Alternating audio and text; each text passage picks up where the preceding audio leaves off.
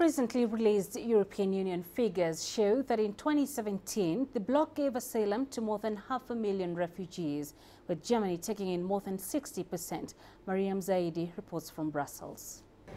Official stats on asylum applications to the European Union show that figures are down by 25% on previous years, despite the bloc granting protection status to some 538,000 asylum seekers in 2017. Those fleeing the war in Syria were the biggest recipients, with 33% of all asylum claims, followed by Afghans with 19% and Iraqis with 12%. Now, at the peak of the refugee crisis in 2015 and 2016, Europe found itself overwhelmed and many of its member states were opposed to refugee quotas. Germany was one of the few shining examples, taking over 1 million refugees.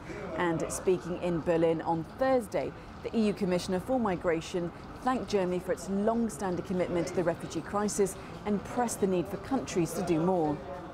Asylum applications in the European Union went down by 43% in the year 2017. The situation remains volatile and we need to do more. First of all, we need to continue working with partner countries to better manage the migratory flows. Due to the unprecedented migratory pressure on Europe, members of the European Parliament backed plans to reform EU asylum rules. But a key part of that reform, the so-called Dublin criteria, has been blocked by member states.